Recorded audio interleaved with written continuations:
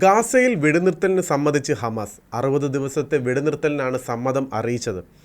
അകാരണമായി ഇസ്രായേൽ പാലസ്തീനികളെ കൊന്നൊടുക്കുകയാണെന്നും എത്രയും വേഗം വെടിനിർത്തൽ കൊണ്ടുവരുന്നതിന് സമ്മതമാണെന്നും ഈജിപ്തിനെയും ഖത്തറിനെയുമാണ് ഹമാസ് അറിയിച്ചിട്ടുള്ളത്. സ്ഥിരമായ വെടിനിർത്തലിന് വഴി തെളിയിക്കുന്ന കരാറിലേക്ക് എത്തിച്ചേരുന്നതാവണം നിലവിലെ വ്യവസ്ഥകളെന്നും രക്തച്ചൊരിച്ചിൽ അവസാനിപ്പിക്കണമെന്നും ഹമാസിൻ്റെ സഖ്യകക്ഷിയായ ഇസ്ലാമിക് ജിഹാദും നിലപാട് വ്യക്തമാക്കിയിട്ടുണ്ട്. ഹമാസിനെ പിന്തുണച്ചിരുന്ന ഇറാൻ്റെ പതനത്തിനു പിന്നാലെയാണ് ഹിസ്ബുള്ളയും ഹമാസും പത്തിമടക്കുന്നത് എന്നതും ശ്രദ്ധേയമാണ്. ഹിസ്ബുള്ള നിബന്ധനകളോടെ ആയുധങ്ങൾ കൈമാറാമെന്ന് സൂചന നൽകിയിട്ടുണ്ട്. ഗാസയിൽ ഇസ്രായേൽ ആക്രമണം കടുപ്പിച്ചതോടെ വൻ നാശമാണ് ഹമാസിനുണ്ടായതെന്നും പറയുന്നു. ഹമാസ് ഇസ്രായേൽ വെടിനിർത്തൽ കരാർ വൈകാതെ പ്രാബല്യത്തിൽ വരുമെന്ന് US പ്രസിഡന്റ് ഡൊണാൾഡ് ട്രംപ് നേരത്തെ പ്രഖ്യാപിച്ചിരുന്നു.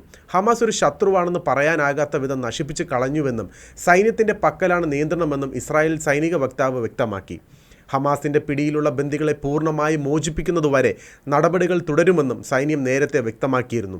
അതിനിടെ ഗാസയിൽ ഇസ്രായേൽ സൈന്യം തുടരുന്ന ആക്രമണങ്ങളിൽ 6 പാലസ്തീനികൾ കൊല്ലപ്പെടുകയും 10 പേർക്ക് പരിക്കേൽക്കുകയും ചെയ്തു. പാലസ്തീനികൾ കൂട്ടമായി കഴിയുന്ന ടെൻറ്റുകൾക്ക് നേരെ നടത്തിയ ആക്രമണത്തിലാണ് ആളുകൾ കൊല്ലപ്പെട്ടത്. ഇരുഭാഗത്തുള്ള ചർച്ചകൾക്കനുസരിച്ച് കാര്യങ്ങൾ പുരോഗമിച്ചാൽ 60 ദിവസത്തെ വെടിനിർത്തൽ നീട്ടാമെന്നാണ് ഹമാസിന് മുന്നിൽ വെച്ചിട്ടുള്ള നിർദ്ദേശം. ഇസ്രായേൽ വീണ്ടും ആക്രമണം ആരംഭിക്കാതിരിക്കുക, ഐക്യരാഷ്ട്രസഭയുടെ സഹായം റദ്ദാക്കിയത് പുനഃസ്ഥാപിക്കുക, ഇസ്രായേലിൻ്റെ പൂർണ്ണ പിന്മാറ്റം എന്നിവ ഹമാസ് ആവശ്യപ്പെട്ടിട്ടുണ്ടെന്നാണ് വിവരം.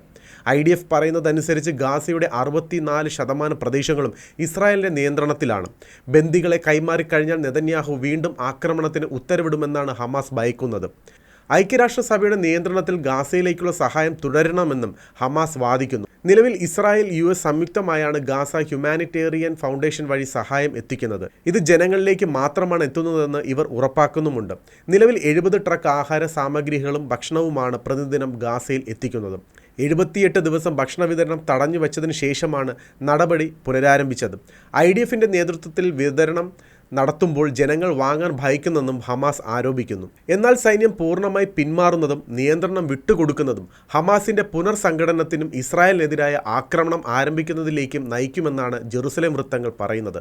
നിലവിൽ ഭരണഘടനയുടെ ഏതാണ്ട് എല്ലാ സംവിധാനങ്ങളെയും സൈന്യം തകർത്തിട്ടുണ്ട്.